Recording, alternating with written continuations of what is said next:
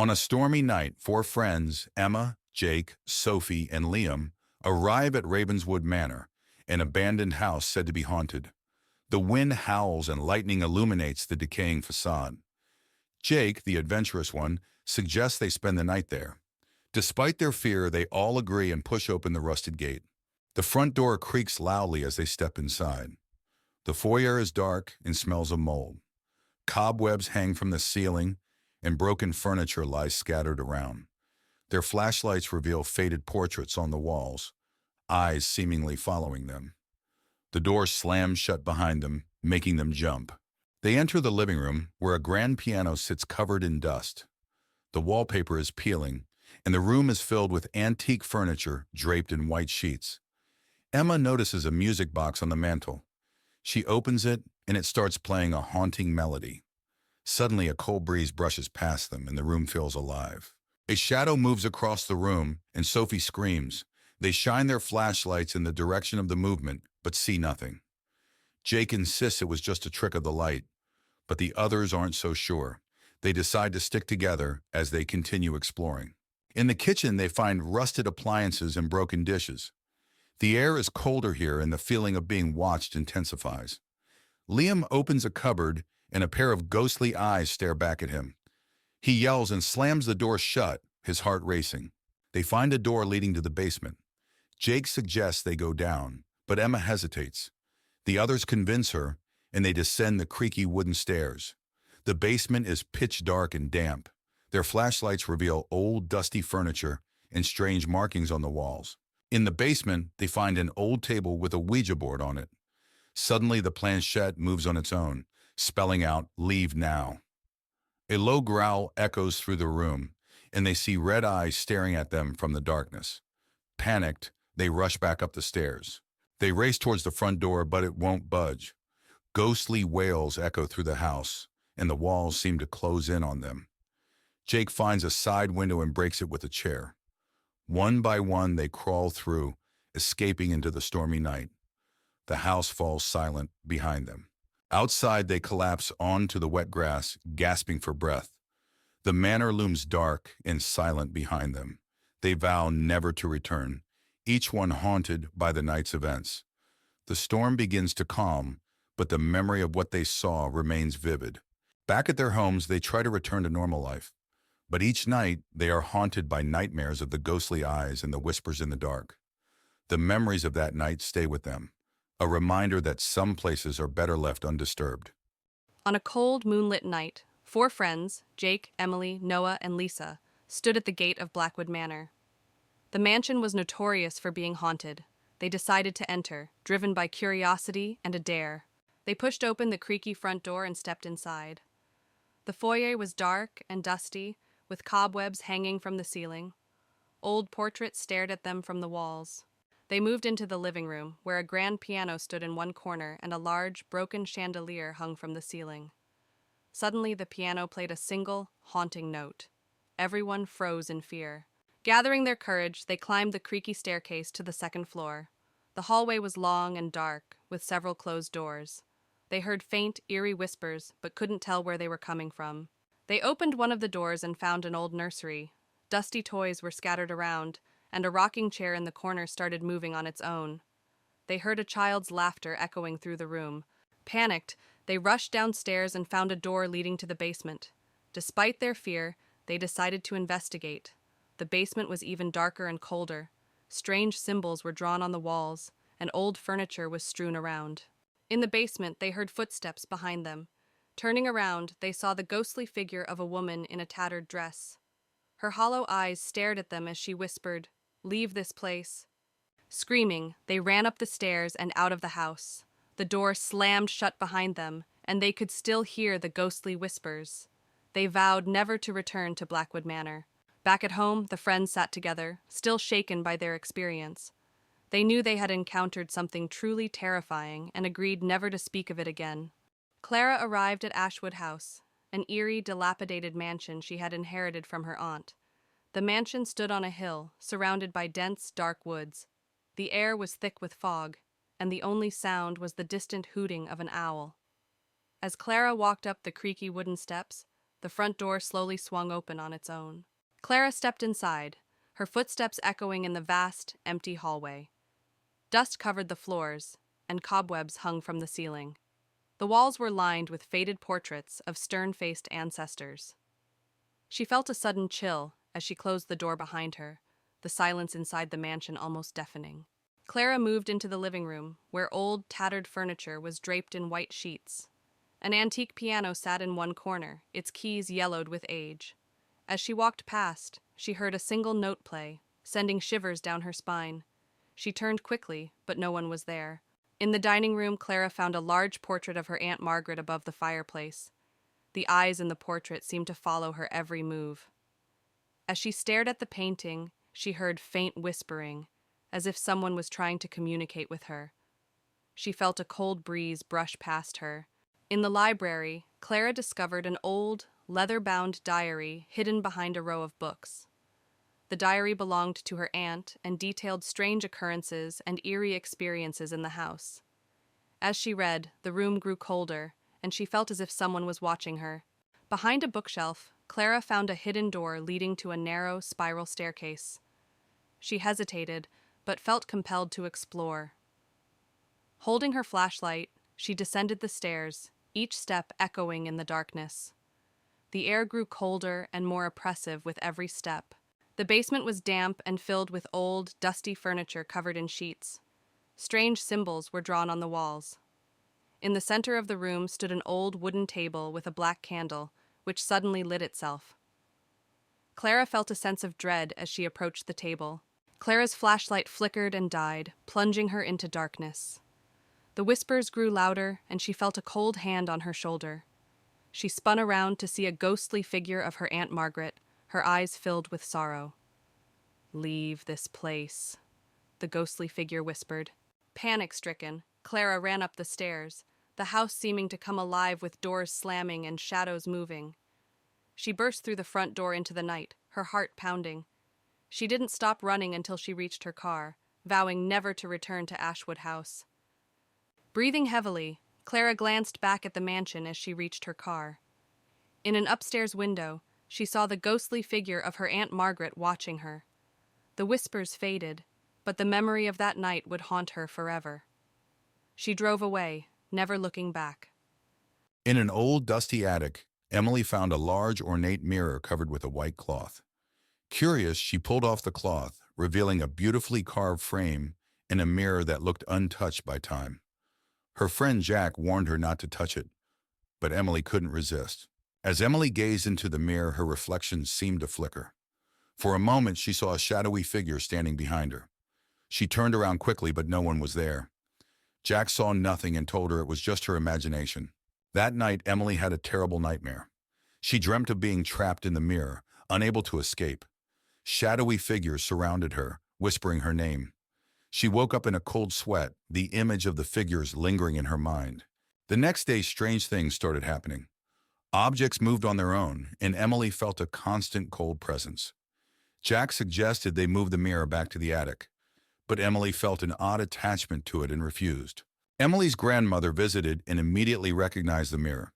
She warned Emily about the curse, explaining that the mirror traps souls and that they must destroy it before it's too late. Emily was skeptical, but agreed to consider it.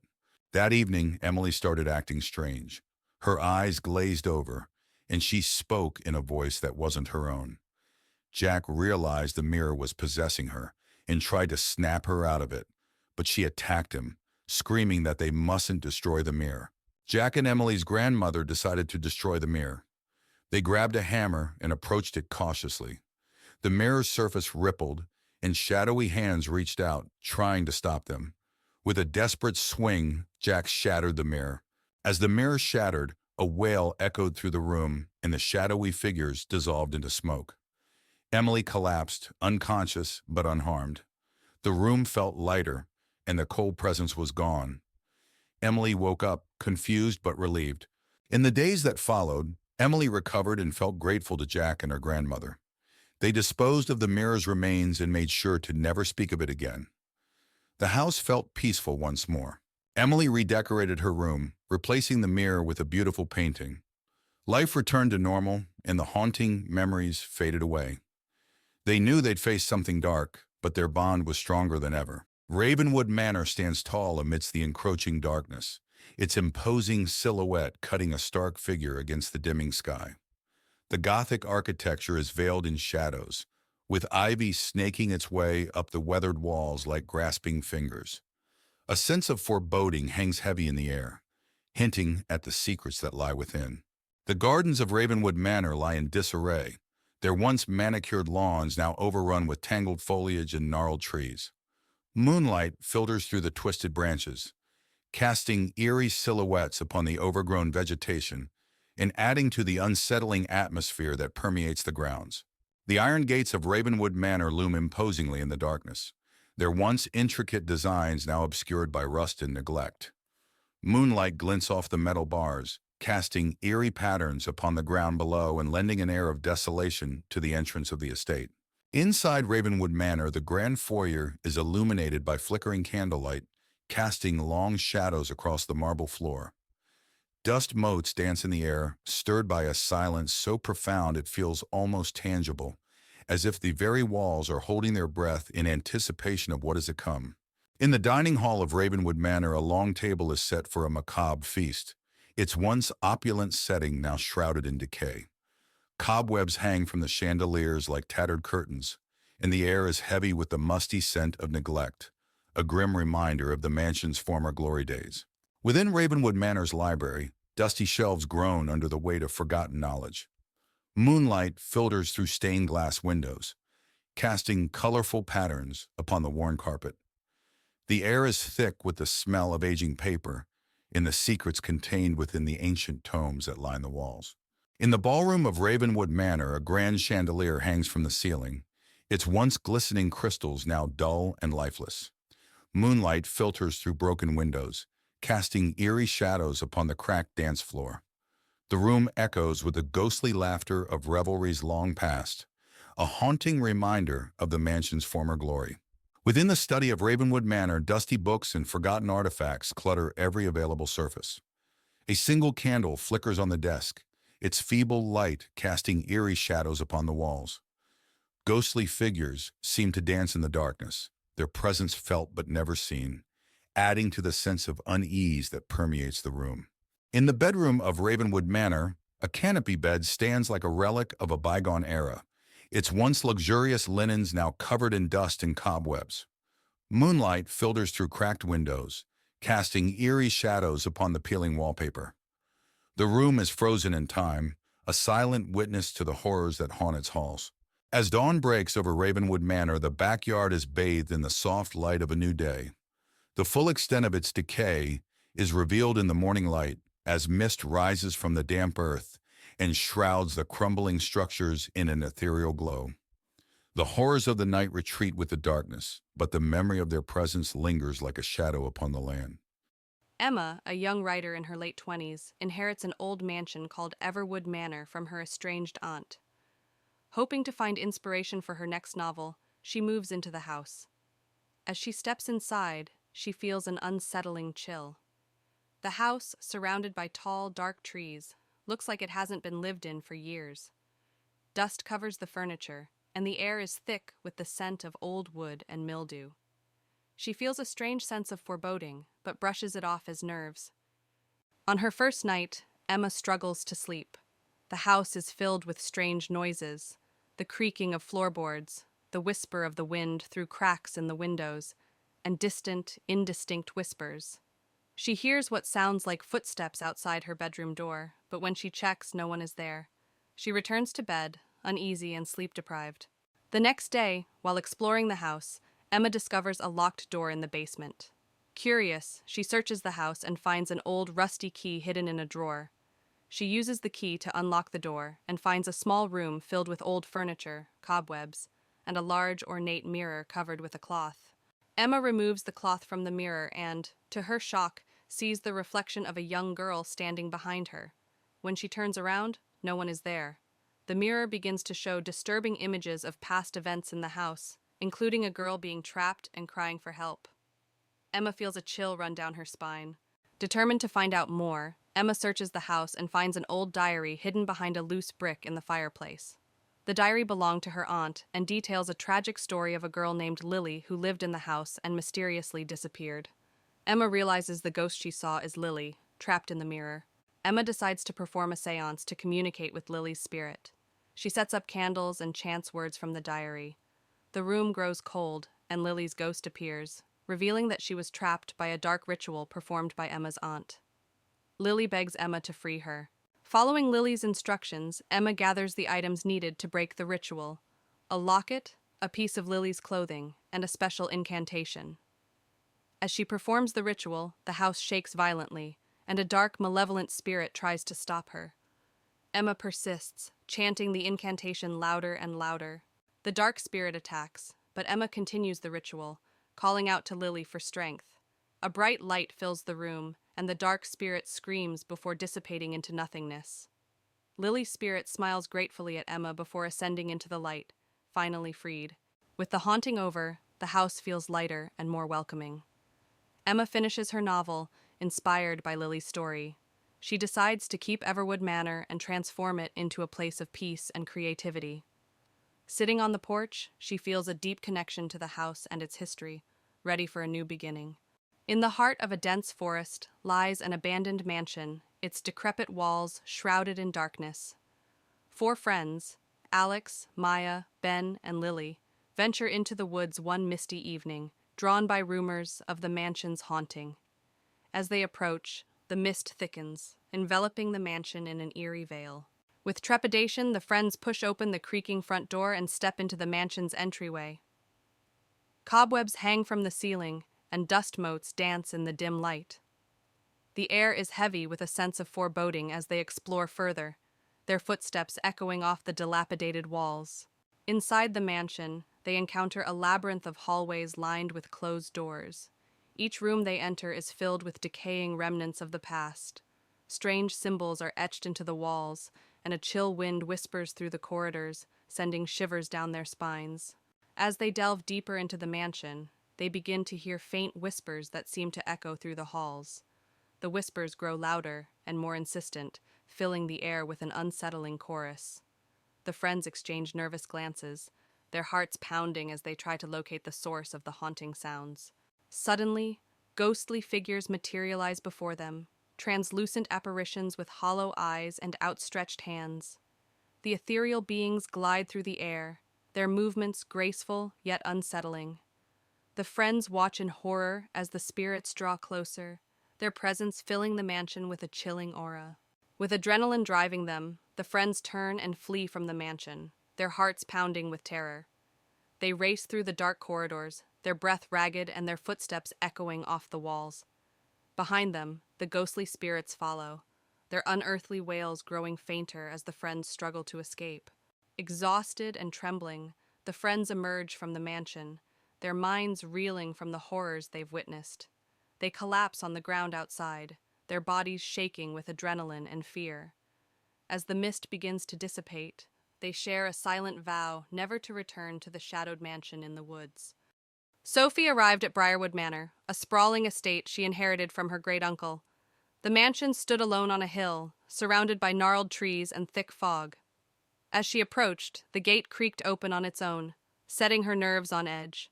She hesitated but walked through, determined to uncover the secrets of her inheritance. Sophie stepped inside the manor, greeted by a grand but dusty foyer. The air was heavy with the scent of decay. As she moved further in, the front door slammed shut behind her with a loud bang. Startled, she spun around, but no one was there. The only light came from her flickering flashlight. In the living room, old furniture was covered in white sheets. An antique clock ticked loudly, breaking the silence. Sophie noticed a photograph on the mantelpiece, showing her great-uncle with an unknown woman. Suddenly, she heard footsteps behind her. She turned quickly, but the room was empty. Sophie walked down a hallway lined with portraits of her ancestors. Their eyes seemed to follow her every move. She felt a chill as she passed by a particularly stern-looking man. As she continued, she heard a whisper, almost as if someone was calling her name. She froze, heart pounding. In the library, Sophie found shelves filled with dusty old books. One book in particular caught her eye, an old journal. As she read through it, she discovered it belonged to her great-uncle, detailing strange events and encounters with a dark presence. The room grew colder, and she felt like she was being watched. Behind a bookshelf, Sophie discovered a hidden door. She hesitated but felt compelled to open it. The door revealed a dark, narrow staircase leading down. Holding her flashlight, she descended, each step echoing in the silence. The air grew damp and cold. The basement was filled with old furniture and strange symbols painted on the walls. In the center stood an altar with black candles and an old book. As Sophie approached, the candles flickered to life, casting an eerie glow. She felt an overwhelming sense of dread as she heard distant whispers. Sophie's flashlight flickered and died, plunging her into darkness. The whispers grew louder, and she felt a cold hand on her shoulder. She spun around to see a ghostly figure of the unknown woman from the photograph, her eyes filled with sorrow. "Help me," the figure whispered. Terrified, Sophie ran up the stairs, the house seeming to come alive with shadows moving and doors slamming. She burst through the front door into the foggy night, her heart pounding. She didn't stop running until she reached her car. She looked back once more, vowing never to return. Breathing heavily, Sophie glanced back at the manor as she reached her car. In an upstairs window, she saw the ghostly figure of the unknown woman watching her. The whispers faded, but the memory of that night would haunt her forever. She drove away, never looking back. Elmwood Manor stood alone, surrounded by tall dead trees.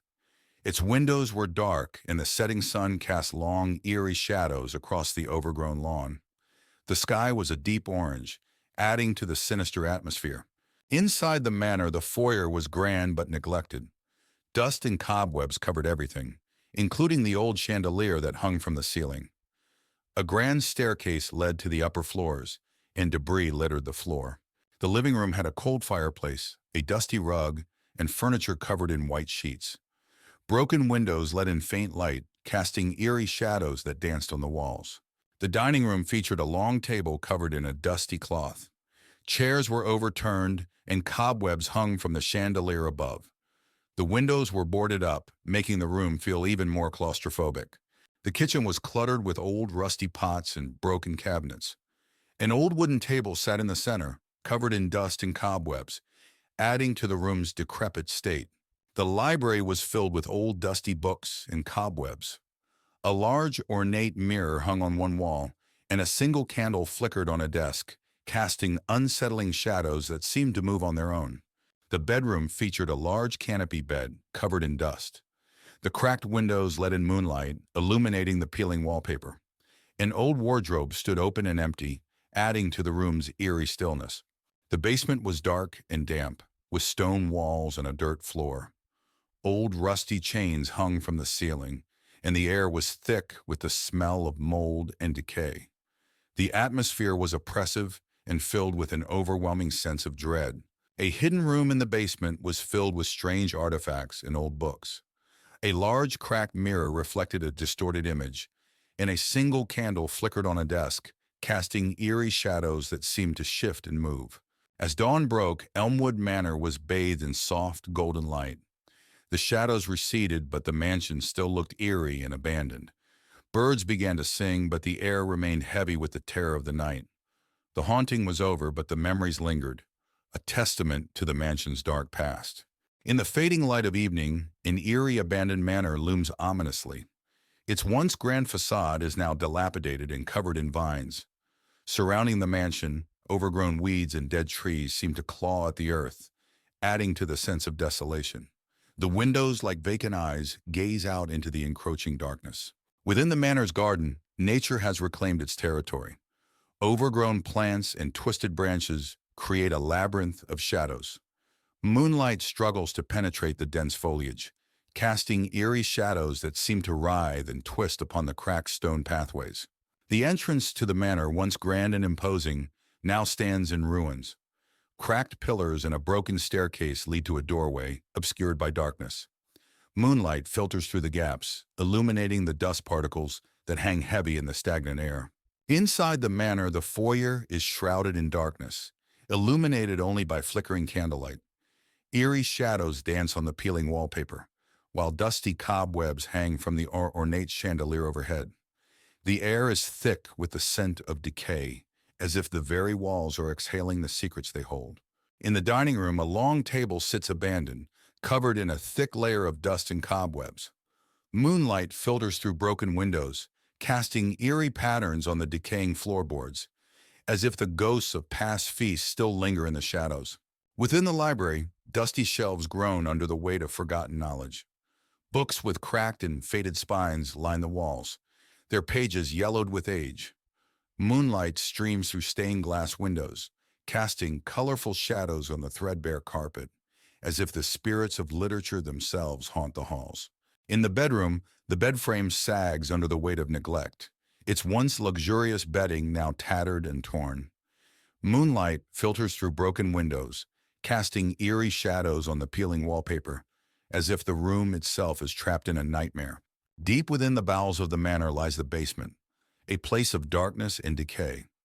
Rusted pipes line the walls, dripping with moisture, while moonlight filters weakly through a small window, casting eerie shadows on the damp concrete floor, as if the very walls themselves are whispering secrets.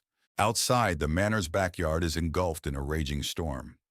Lightning splits the sky, illuminating the darkness with its blinding light, while thunder rumbles ominously in the distance.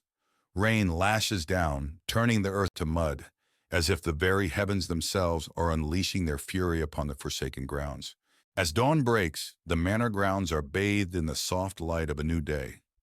The full extent of their decay is revealed in the morning light, as mist rises from the damp earth, shrouding the fours. Emily, a young historian, inherits the infamous Blackwood mansion from her estranged great-uncle. Accompanied by her friends Jack and Lucy, she arrives on a stormy evening, the rain pouring down as they make their way through the overgrown driveway. The mansion looms before them, dark and foreboding. "Are you sure about this, Emily?" Jack asks, his voice barely audible over the howling wind. "We need to know what he left behind," Emily replies, gripping the ancient key tightly. Inside, the mansion is a maze of dusty rooms and forgotten relics. The grand staircase is adorned with cobwebs, and the air smells of mildew and decay. They split up to explore, flashlights casting eerie shadows on the walls. "This place is a historian's dream," Emily says, opening an old book. Lucy shivers. "More like a nightmare." Jack finds a locked door in the basement. "Hey, I think I found something." After breaking the lock, they enter a hidden room filled with strange artifacts and occult symbols. In the center, there's an altar with a dusty old book and a glowing amulet. "This must be where he performed his rituals," Jack says, examining the symbols. Emily picks up the amulet. "Look at this. It's beautiful." Lucy steps back uneasy. "I don't like this place. We should leave."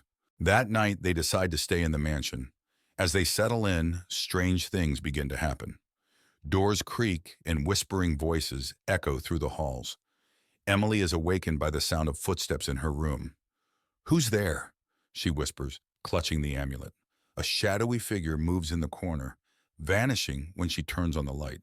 The next day, Emily and her friends delve into the old book they found. It reveals a dark history of the Blackwood family, including a curse that promises eternal torment to anyone who disturbs the amulet. "This explains the strange occurrences," Emily says, her voice shaking. "We need to put the amulet back." "But where does it go?" Jack asks. The book mentions a secret crypt beneath the mansion. They find the entrance to the crypt hidden beneath a trapdoor in the basement.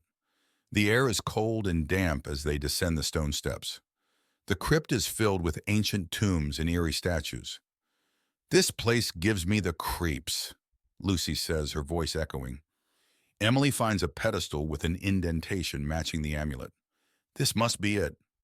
As she places the amulet on the pedestal, the ground shakes, and a ghostly figure appears, screaming in rage. That night, the mansion becomes a nightmare. Ghostly apparitions roam the halls and objects move on their own. The friends are terrorized by relentless hauntings. They gather in the living room, trying to come up with a plan. "We need to banish the spirits," Emily says, holding the book of spells. Jack nods. "Let's do it together." They begin the ritual, their voices shaky but determined. As they recite the banishment spell, the apparitions grow more aggressive. The temperature drops and a fierce wind blows through the mansion. The dark figure from before reappears, trying to stop them. "Keep going!" Emily shouts over the chaos. With a final shout, they complete the ritual. The figure screams and dissolves into mist. The wind dies down, and the mansion falls silent. "We did it," Lucy whispers, tears of relief in her eyes. The next morning, the mansion feels different. The oppressive atmosphere is gone, and sunlight streams through the windows. The friends prepare to leave, feeling a sense of accomplishment. "We should document everything," Emily says, looking back at the mansion one last time. Jack nods. "Let's make sure no one else has to go through this." They lock the doors and drive away, leaving Blackwood Mansion and its dark history behind. Back home, life seems to return to normal. But one night, Emily finds the old amulet on her bedside table, even though she left it in the crypt. Her heart races as she picks it up, and the room grows cold. A whispering voice fills the room. "You cannot escape the curse." Emily turns to see the dark figure standing behind her, its eyes glowing with malevolence. She screams as the room plunges into darkness.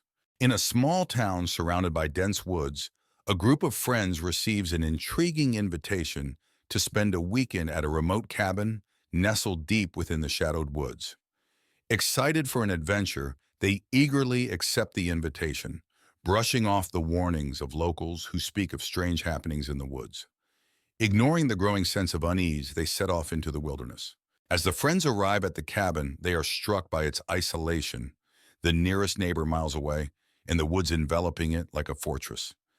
Despite the tranquil surroundings, a feeling of foreboding settles over them as they step inside. The air is heavy with the scent of pine, and the only sound is the whispering of the wind through the trees. As night falls, the friends gather around a crackling fire, their laughter echoing through the stillness of the woods. But as the fire dies down, a chill descends, and strange noises begin to emanate from the darkness beyond. The friends exchange nervous glances, their senses on high alert as they listen to the eerie sounds of the night. While exploring the cabin, one of the friends stumbles upon a mysterious artifact, a weathered journal bound in leather. Intrigued, they begin to read, uncovering the journal's secrets, a tale of madness and obsession, of a previous occupant driven to madness by the shadows that lurk within the woods. As they read on, the sense of dread that hangs over the cabin intensifies. As night deepens, the friends begin to notice strange shadows moving among the trees. A flicker of movement in the corner of their eye, a rustling in the underbrush that seems to follow their every step. They try to brush it off as their imagination, but the shadows grow bolder, creeping closer and closer to the cabin. As the night wears on, the friends find themselves ensnared in a nightmare from which there seems to be no escape. The shadows grow thicker, wrapping themselves around the cabin like a cloak of darkness. They hear whispered voices in the night, their words unintelligible but undeniably menacing. Panic sets in as they realize they are not alone in the woods. With their backs against the wall, the friends make a final stand against the encroaching darkness. Armed with whatever weapons they can find, they venture out into the night, determined to confront the source of the shadows once and for all. With hearts pounding and adrenaline coursing through their veins, they steel themselves for the battle ahead. As the first light of dawn breaks over the horizon, the shadows begin to retreat, their grip on the forest loosening with each passing moment. The friends emerge from the darkness, battered and bruised but alive, though the horrors of the night will haunt them forever. They take solace in the knowledge that they've survived the darkness of the shadowed woods. Lucy and her husband, Mark, move into an old Victorian-style house they bought at a bargain price. The house is large and filled with antique furniture. As they unpack, Lucy finds a covered portrait in the attic. She pulls off the cloth, revealing a beautiful woman with haunting eyes. She decides to hang it in the living room. That night, Lucy wakes up to strange noises, soft whispers and the sound of footsteps. She dismisses it as the house settling. When she looks at the portrait, the eyes seem to follow her. She feels a chill but convinces herself it's just her imagination. The next day, Lucy hears whispers coming from the living room. She finds Mark staring at the portrait, mesmerized. When she touches his shoulder, he snaps out of it, claiming he heard the woman in the portrait whispering his name. Lucy starts to feel uneasy about the painting. Determined to understand the painting's origins, Lucy visits the local library. She discovers that the woman in the portrait is Isabella, a former owner of the house who disappeared under mysterious circumstances. It's rumored that her spirit haunts the house. That night, the whispers grow louder, and Lucy sees a shadowy figure moving through the house. The air grows cold, and the portrait seems to come alive, the woman's expression changing to one of anger. Lucy feels a strong, malevolent presence. Lucy and Mark contact a paranormal investigator. The investigator explains that Isabella's spirit is trapped and angry. He suggests they find something that belonged to Isabella and use it to perform a ritual to release her spirit. Lucy searches the attic and finds an old diary belonging to Isabella. The diary details her life and the love she lost. It also mentions a locket that she cherished. Lucy finds the locket hidden in a secret compartment in the attic. Lucy and Mark, guided by the paranormal investigator, perform the ritual using the locket. As they chant, the house shakes, and Isabella's ghostly figure appears. She looks sad, but grateful. She reaches out, touches the locket, and then fades away. The air becomes warm and peaceful.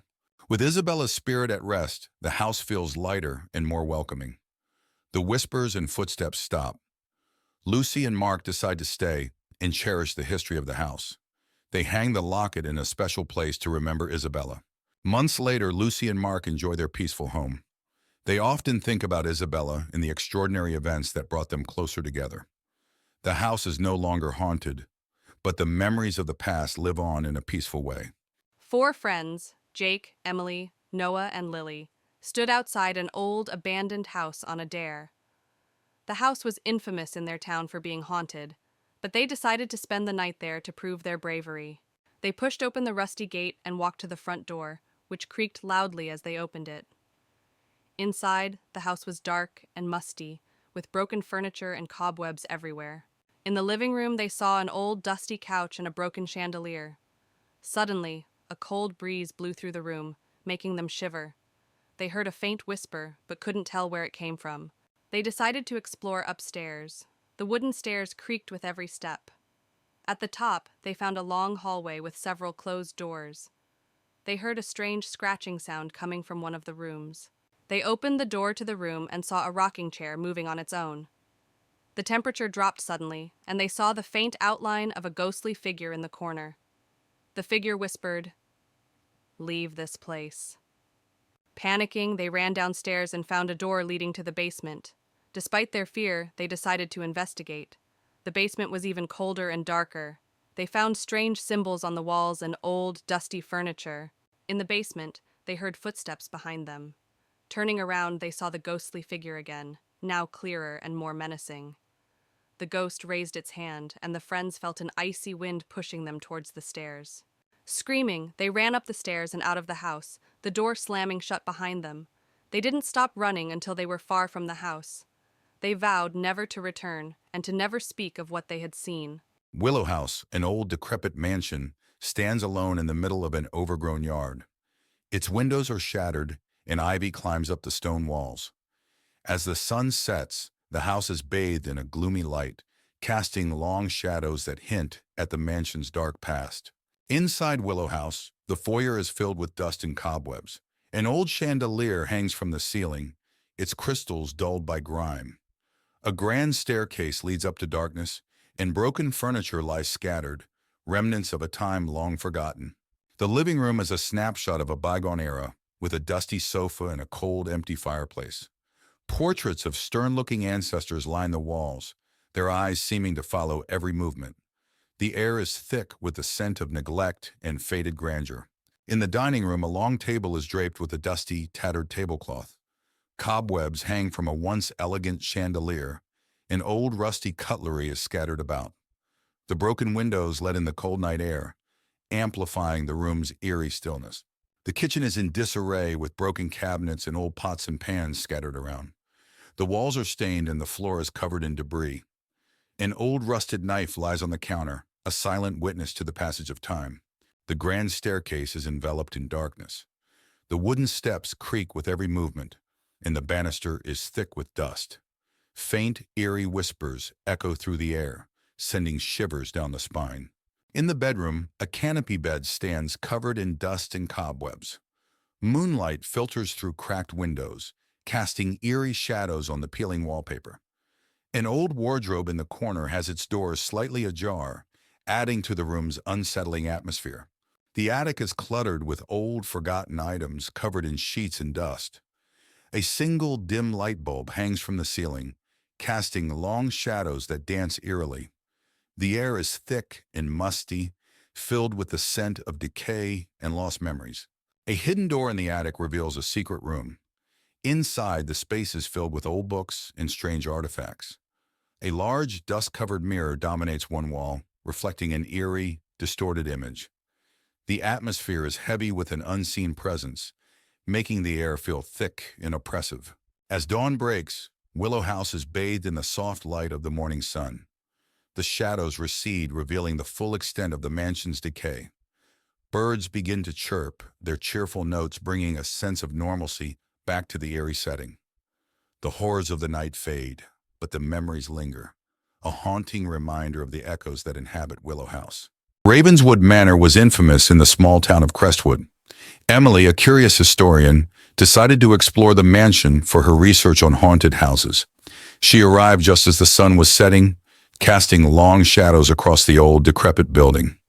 The iron gates creaked as she pushed them open, feeling a chill run down her spine. Emily pushed open the heavy wooden door, which groaned loudly. Inside, the mansion was dark and musty. Dust covered the floor, and cobwebs hung from the ceiling. She turned on her flashlight, revealing a grand but neglected foyer. Her footsteps echoed ominously as she walked down the main hallway, her breath visible in the cold air. As Emily explored, she noticed the shadows on the walls seemed to move independently of the light. She heard faint whispers like a distant conversation. Her heart raced as she spun around, but the hall was empty. Determined to continue, she pressed on, feeling the unseen eyes watching her every move. A dimly lit dining room with a large old portrait of a stern-looking woman hanging on the wall. The eyes in the painting appear to follow Emily as she moves. Emily stands close to the painting, looking at it with a mix of curiosity and fear. The room feels cold, with visible breath in the air, adding to the chilling atmosphere. A dark, dusty basement with strange symbols painted on the walls and old books scattered on a table. Emily stands in the center, holding a journal and reading it with a look of horror and fascination. The atmosphere is mysterious and filled with an air of dark secrets and ancient curses. As Emily read the journal, the basement grew colder. A ghostly figure of Eliza Ravenswood appeared, her face twisted with rage. She pointed at Emily and screamed, "You should not have come here!" The walls shook, and the air filled with a chilling wind. Emily knew she had to leave immediately. Emily bolted up the stairs, the spirit's screams echoing behind her. She raced through the mansion, the walls seeming to close in on her. She burst through the front door and into the night, gasping for breath. The house stood silent and still, but she could feel the weight of its curse pressing down on her. Back in her apartment, Emily reviewed the photos and notes she had taken. The evidence of the haunting was undeniable. She wrote her article, revealing the dark history of Ravenswood Manor. As she finished, she felt a cold draft and heard Eliza's voice whisper, "You cannot escape the curse." She knew the haunting was far from over. It was a stormy night, the kind that forces even the bravest souls to stay indoors. Sarah sat alone in her dimly lit living room, the howling wind rattling the windows. She glanced at the clock, 11:45 p.m. Just 15 more minutes until midnight. She tried to focus on the book in her lap, but a sense of unease crept over her, making it impossible to concentrate. Suddenly, there was a loud knock at the door. Sarah's heart skipped a beat. Who could it be at this hour, in such weather? She hesitated, then slowly walked to the door, her footsteps echoing in the silence of the house. Peeking through the peephole, she saw nothing but darkness. "Hello," she called out, her voice trembling slightly. No response. She turned away, thinking it must have been the wind playing tricks on her, when the knock came again, louder this time. Determined to face her fears, she unlocked the door and opened it a crack. A blast of cold air hit her, and there on the doorstep stood a small child, drenched and shivering. The child's face was hidden beneath a dark, hooded raincoat. "Can I come in?" the child asked, voice barely audible over the storm. Sarah hesitated. Something about the child felt off, but she couldn't leave them out in the cold. "Of course," she said, stepping aside to let the child in. "What's your name?" The child didn't answer. Instead, they silently moved past her and stood in the center of the living room, water pooling around their feet. Sarah closed the door and turned to face the child, noticing that despite the soaking clothes, the child's face was eerily dry. "Where are your parents?" Sarah asked. But the child remained silent. She moved closer, intending to help remove the wet raincoat, but the child stepped back, finally lifting their head. Sarah gasped. The face beneath the hood was not that of a child, but of something far older with hollow, sunken eyes and a twisted grin. "They couldn't make it," the entity whispered, voice dripping with malice. Fear paralyzed Sarah as the creature took a step forward. She tried to scream, but no sound came out. The lights flickered and the room grew colder. Suddenly, the clock struck midnight, and with each chime, the creature grew larger and more menacing. Sarah stumbled backward, her mind racing for an escape. As the final chime echoed through the house, the creature lunged at her, its bony fingers outstretched. In a final act of desperation, Sarah grabbed the nearest object, a heavy candlestick, and swung it with all her might. The creature let out an unearthly screech and vanished into thin air, leaving Sarah alone in the dark, trembling and gasping for breath. The storm outside began to subside, and a strange calm settled over the house. Sarah looked around, her heart still pounding, but the creature was gone. She locked the door, bolted the windows, and spent the rest of the night huddled on the couch, the candlestick clutched tightly in her hands. As dawn broke, Sarah finally allowed herself to relax. She had survived the night, but she knew deep down that the creature was still out there, waiting for another stormy night. On a foggy autumn evening, 4 friends, Lucy, Tom, Ava, and Ben, stand before Greystone Manor, an abandoned mansion known for its haunted past.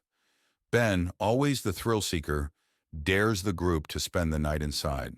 With a mix of nervousness and excitement, they agree, pushing open the creaky iron gate and stepping onto the overgrown path leading to the mansion.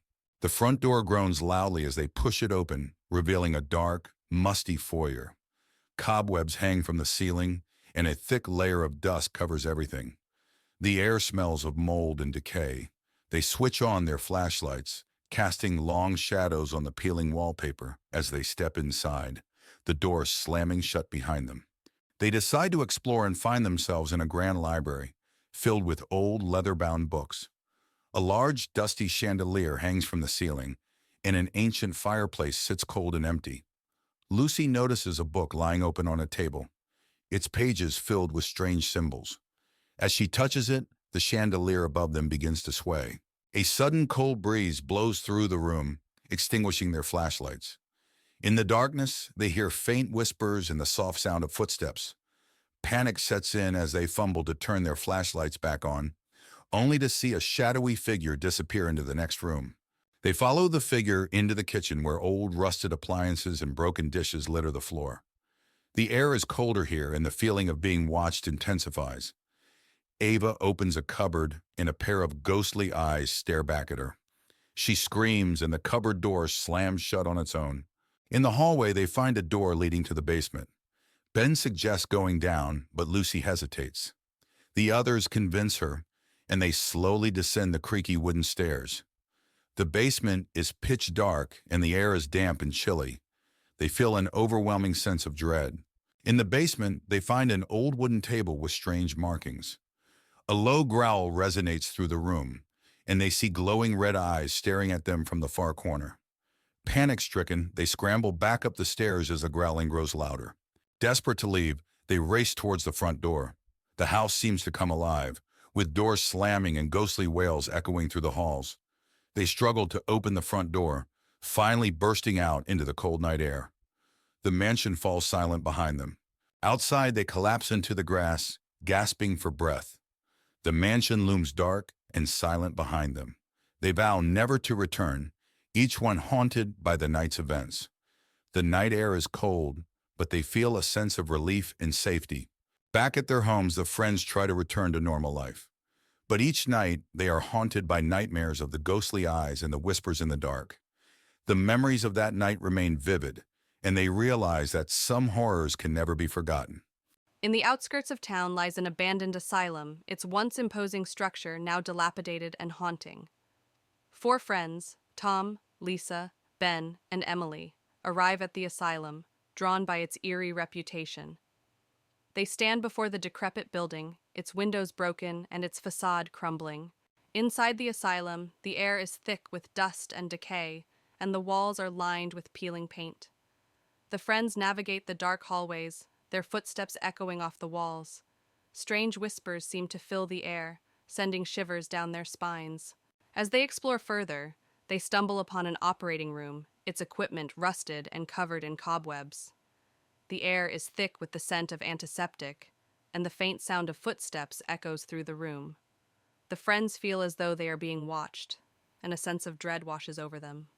Suddenly, ghostly figures materialize before them, translucent apparitions with hollow eyes and outstretched hands. The spirits float through the air, their movements graceful yet unsettling. The friends watch in horror as the ghosts draw closer, their presence filling the room with a chilling aura. With adrenaline coursing through their veins, the friends turn and flee from the asylum, their hearts pounding with terror. They race through the dark corridors, their breath ragged and their footsteps echoing off the walls. Behind them, the ghostly apparitions follow, their unearthly wails growing fainter as the friends struggle to escape. Exhausted and trembling, the friends emerge from the asylum, their minds reeling from the horrors they've witnessed. They collapse on the ground outside, their bodies shaking with adrenaline and fear. The moon hangs low in the sky, casting a soft glow over the abandoned building, a reminder of the darkness they have escaped. At the edge of town lies the entrance to the Whispering Woods, a place shrouded in mystery and whispered tales of the supernatural. The path winds its way into the heart of the forest, disappearing into the dense mist that clings to the trees like a shroud. Deep within the woods, a group of friends has set up camp for the night, seeking adventure in the unknown depths of the forest. A small campfire crackles and hisses, casting flickering shadows that seem to dance in time with the whispers that echo through the trees. In a moonlit clearing, the dense canopy of trees creates an oppressive atmosphere, suffocating the sounds of the night. Moss-covered ground crunches beneath the feet of the campers as they venture deeper into the heart of the woods, a sense of foreboding settling over them like a suffocating blanket. Suddenly, the group stumbles upon an old abandoned cabin nestled among the trees. Its windows are shattered, and the door hangs off its hinges, swinging ominously in the breeze. Moonlight filters through the cracks in the walls, casting eerie shadows that seem to dance and sway with a life of their own. Inside the cabin, the main room is a scene of decay and neglect.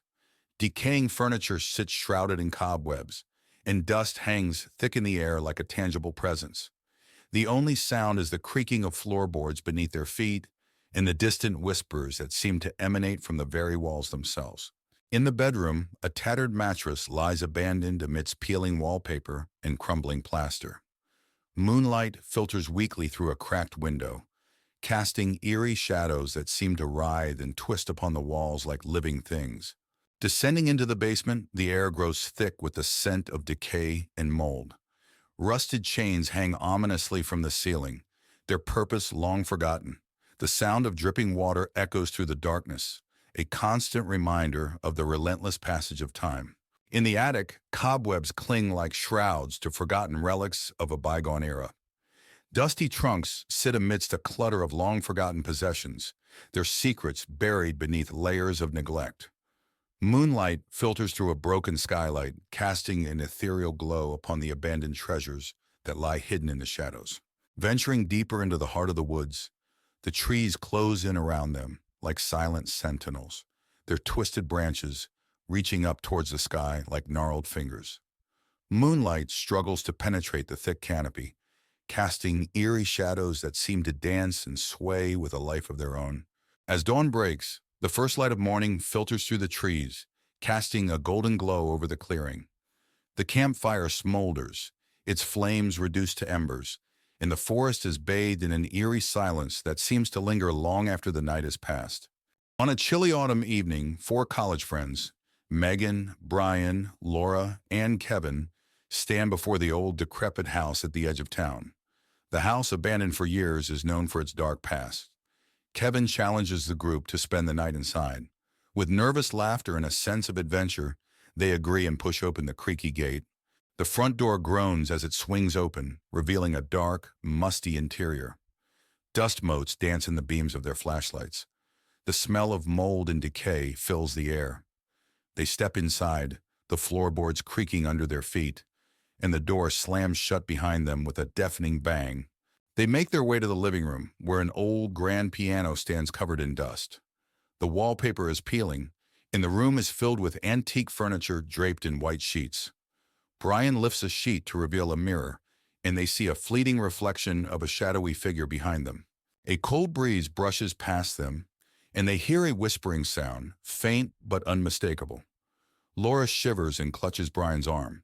They decide to explore further, moving cautiously towards the source of the whispering. In the kitchen, they find old, rusted appliances and broken dishes scattered on the floor. The whispering grows louder, and they see a ghostly figure of a woman in tattered clothes standing by the stove. She disappears as quickly as she appeared, leaving them shaken. They discover a door leading to the basement. Kevin suggests going down, but Megan hesitates. The others convince her, and they descend the creaky stairs, their flashlights barely cutting through the darkness. The air grows colder, and an oppressive feeling surrounds them. In the basement, they find an old wooden table with strange symbols carved into it. A low growling noise fills the room, and they see glowing eyes staring at them from the shadows.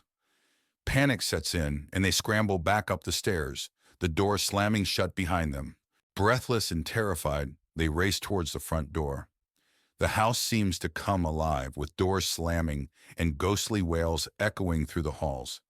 They struggle to open the front door, finally bursting out into the cool night air. The house falls silent behind them. Outside, they collapse onto the grass, catching their breath.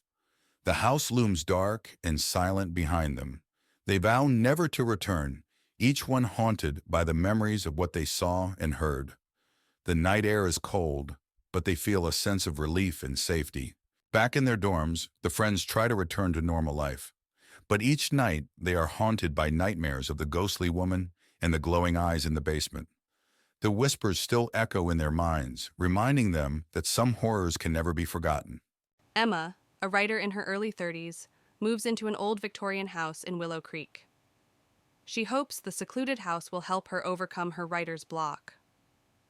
As she steps into the house, the air feels heavy, and she hears faint whispers echoing through the empty rooms.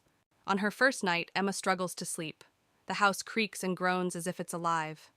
She hears footsteps in the hallway, but when she checks, there's no one there.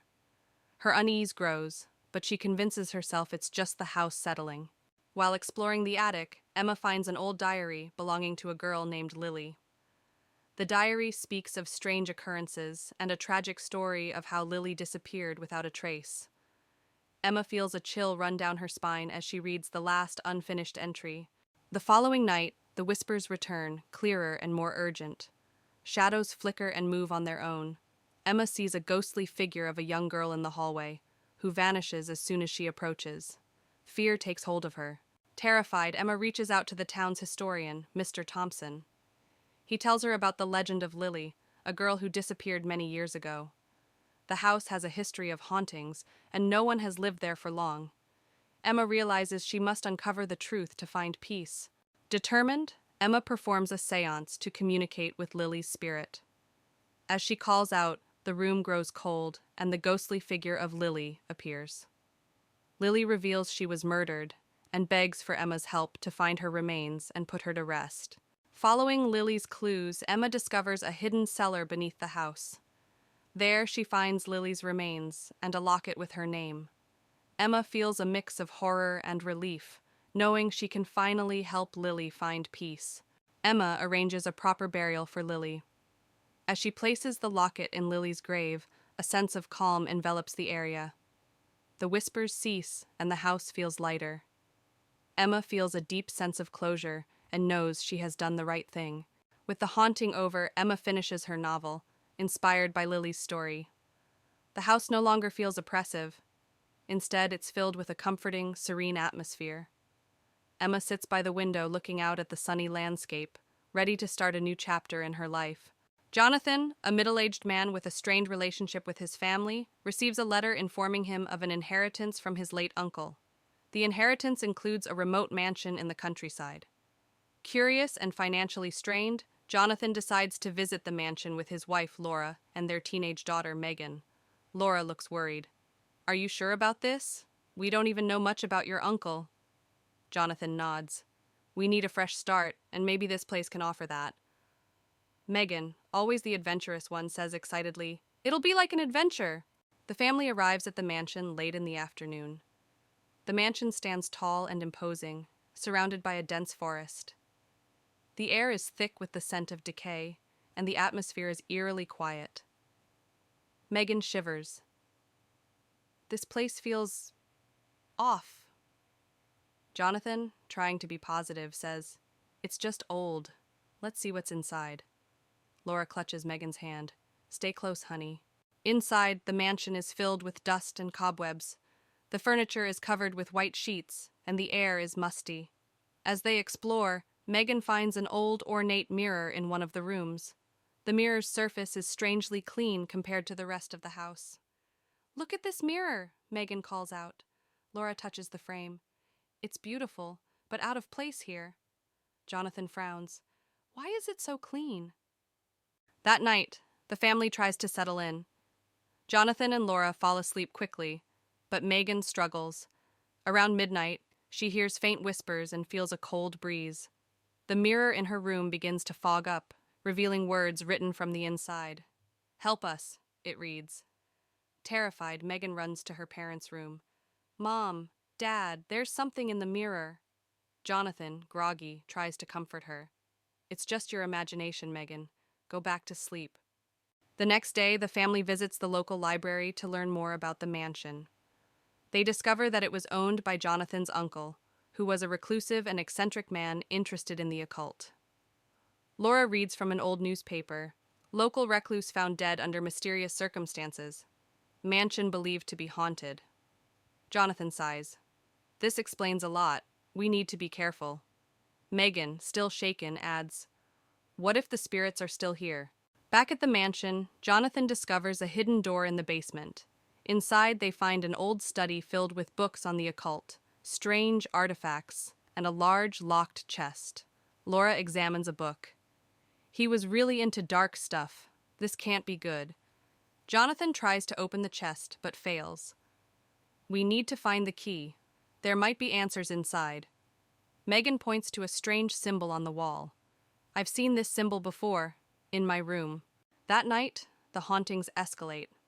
Objects move on their own, and ghostly apparitions appear. Megan is dragged out of bed by an unseen force, and Laura sees a shadowy figure standing at the end of the hallway watching them. "We have to leave now," Laura screams, but the doors are locked and won't open. Jonathan grabs an old book from the study. "This book has instructions to banish the spirits. We need to perform the ritual." Desperate, the family gathers in the basement to perform the ritual. They light candles and arrange the symbols in a circle.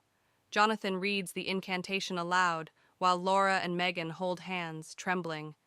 As the ritual progresses, the house shakes, and the spirits grow more agitated. A blinding light fills the room, and the spirits are drawn into the circle, screaming. "Keep going, Jonathan!" Laura yells over the noise. With a final shout, Jonathan completes the incantation and the spirits vanish. The house falls silent. The next morning, the mansion feels different. The oppressive atmosphere is gone, and sunlight streams through the windows. The family packs up their belongings, relieved that the ordeal is over. "We should tell someone about this place," Laura says, looking back at the mansion. Jonathan nods. "Let's make sure no one else has to go through this." They drive away, leaving the mansion behind. Back home, life seems to return to normal. But one night, Megan finds the old mirror in her room, even though they left it at the mansion. Her heart races as she sees words slowly appear on the surface. "We are not done," it reads. Megan turns to see a shadowy figure standing in the corner, its eyes glowing with malevolence. She screams as the room plunges into darkness. Lena, Mark, and Sarah arrived at Ravenwood House, an old, decrepit mansion that had been abandoned for years. The house stood at the end of a lonely road, surrounded by thick, twisted trees. They were there to investigate the rumored hauntings for their paranormal blog. "This place is giving me chills already," Sarah whispered, hugging her coat tighter. "Perfect for our blog," Mark replied, setting up his camera. "Let's capture some real scares." Lena pushed open the heavy wooden door, which creaked loudly. "Let's go in and set up. The sooner we start, the sooner we can leave." Inside, the house was dark and filled with the smell of mold and dust. Cobwebs hung from the ceiling, and old furniture was scattered about. As they explored, they found old portraits on the walls, books with yellowed pages, and broken trinkets. "Look at this," Mark said, picking up a dusty photograph of a family. "They must have lived here a long time ago." Lena shivered. "It feels like they're still watching us." Sarah glanced nervously at the dark corners. "Let's just get the footage and get out of here." Lena found an old leather-bound journal on a table covered in dust. She opened it carefully and started reading aloud. The journal belonged to the house's previous owner, detailing strange occurrences and sightings of a ghostly figure. "Listen to this," Lena said, her voice trembling. "The owner saw a woman in white every night standing by the window." Sarah hugged herself. "That's creepy. What happened to them?" Lena turned the pages. "It just stops. No explanation." Mark filmed Lena reading.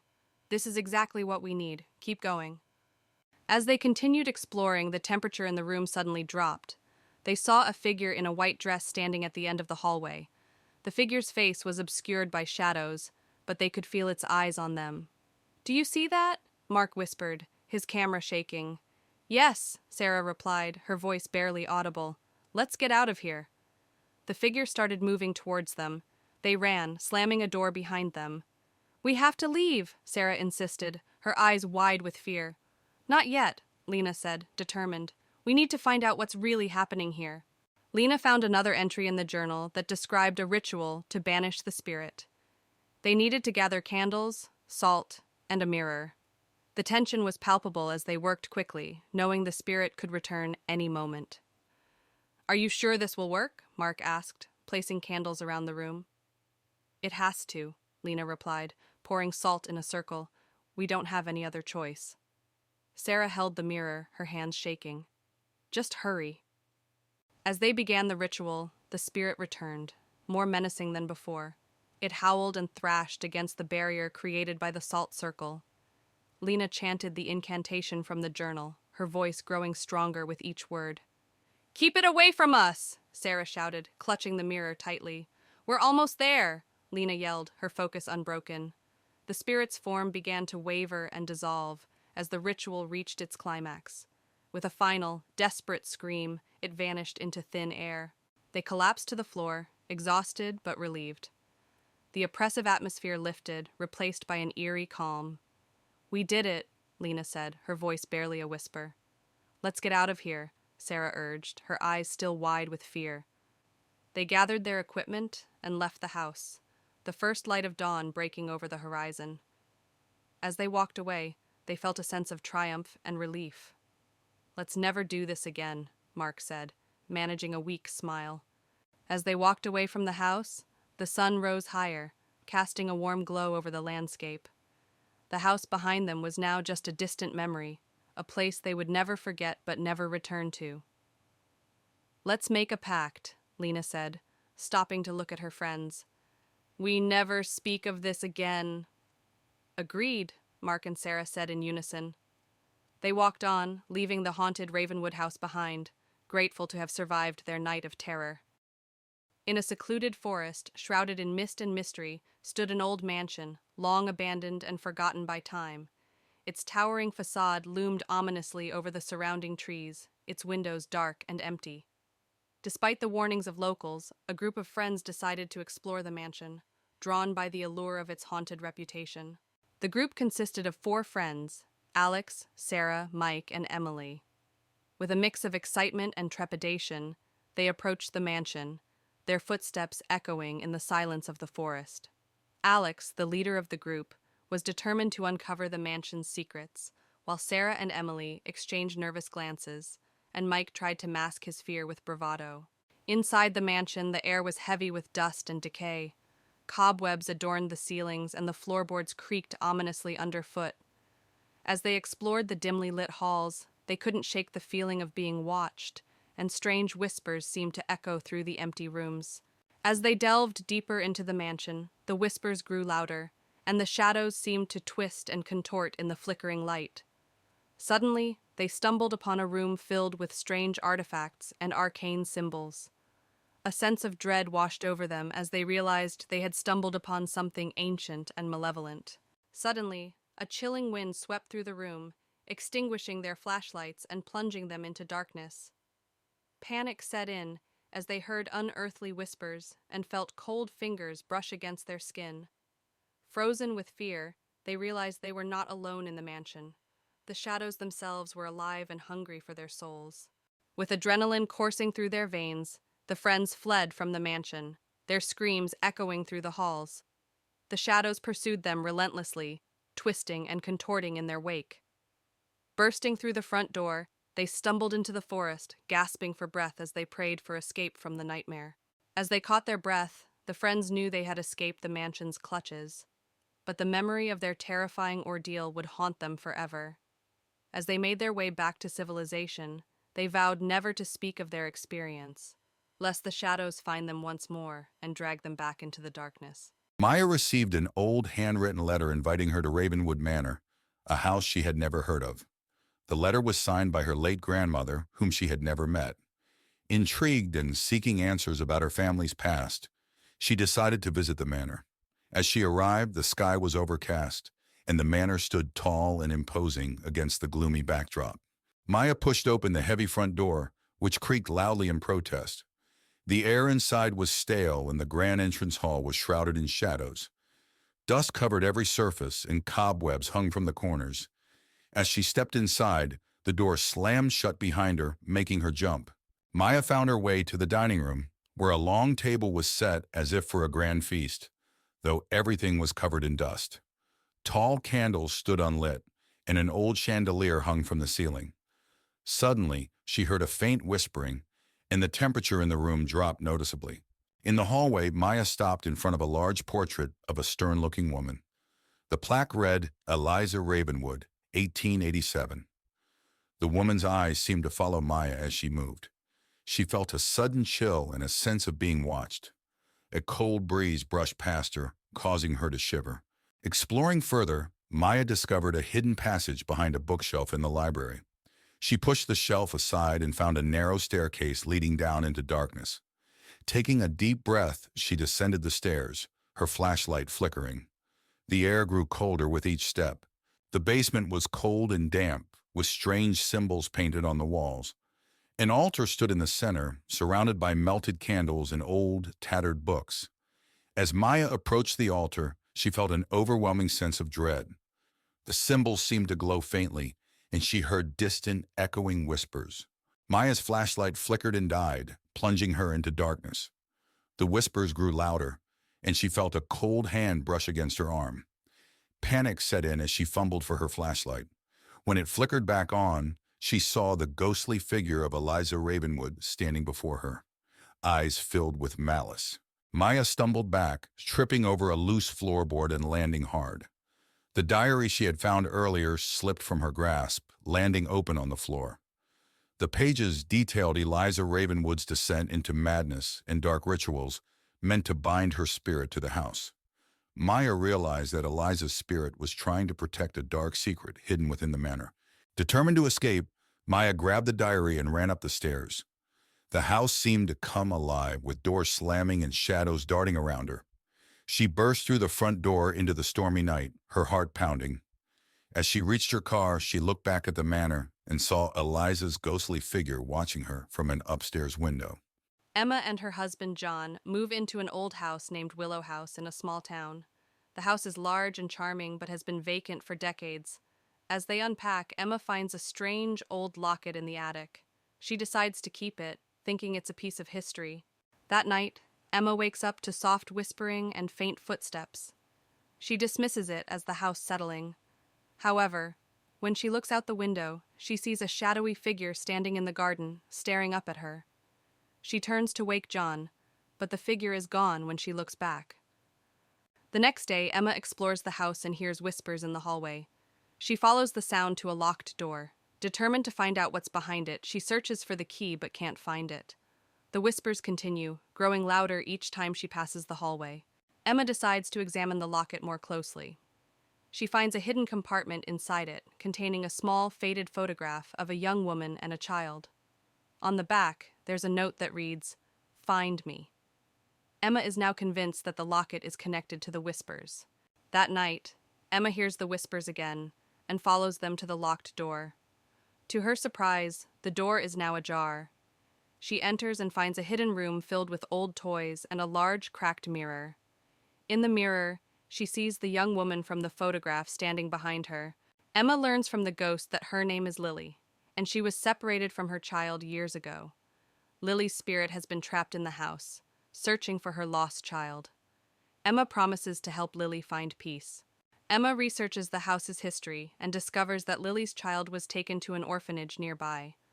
She finds records showing that the child, named Sarah, was adopted but never knew about Lily. Emma tracks down Sarah, now an elderly woman, and brings her to the house.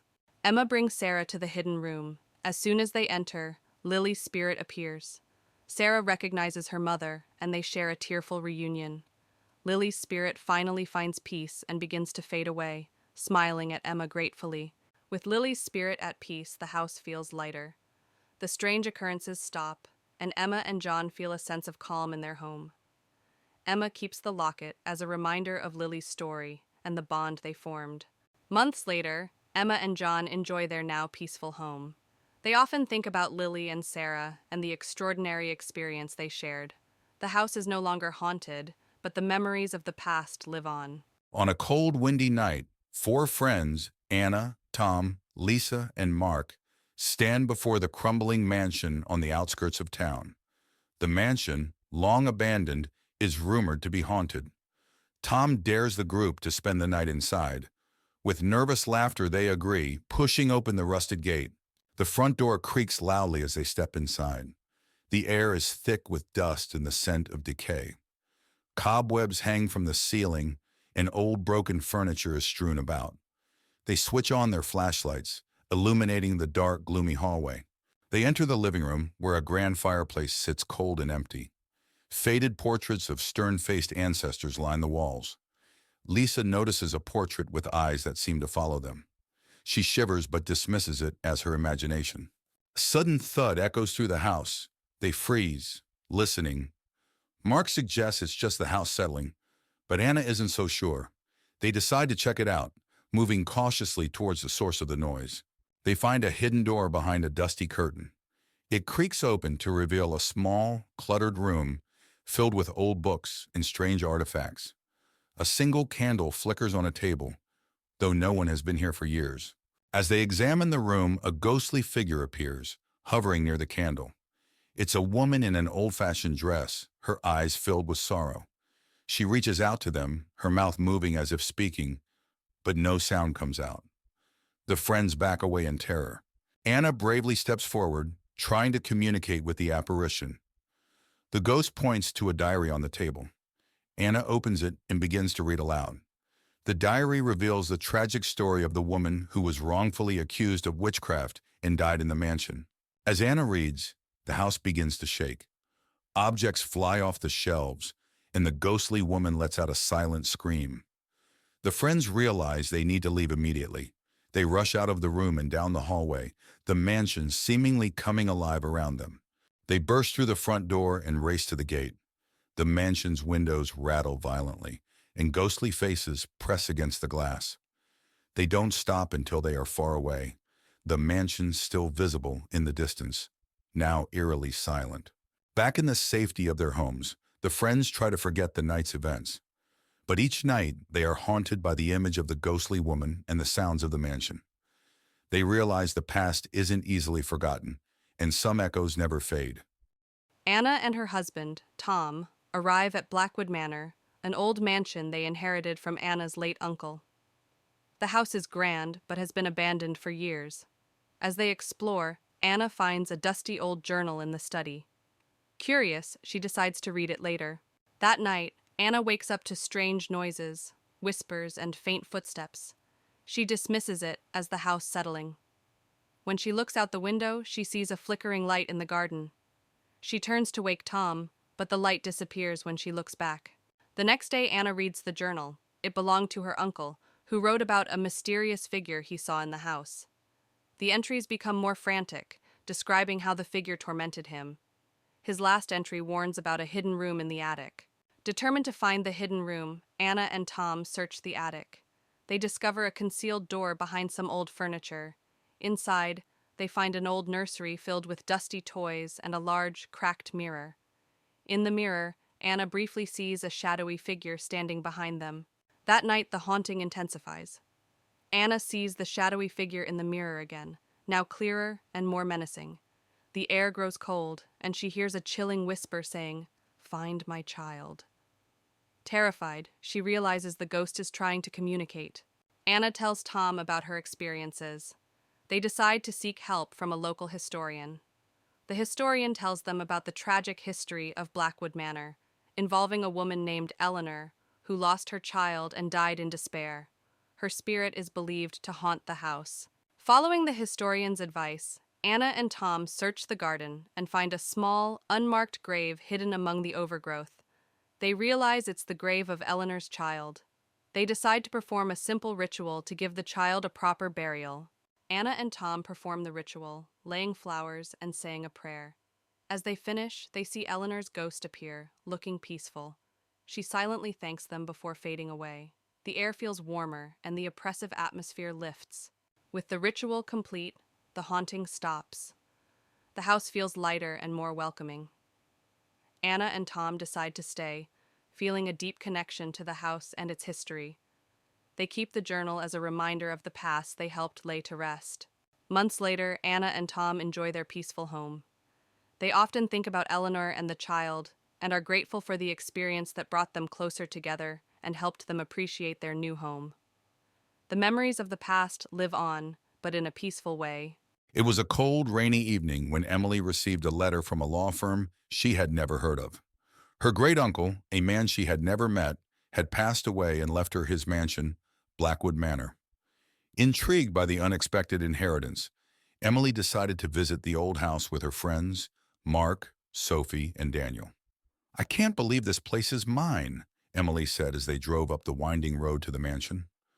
Blackwood Manor loomed ahead, a Gothic structure with ivy-covered walls and dark, empty windows that seemed to watch their every move.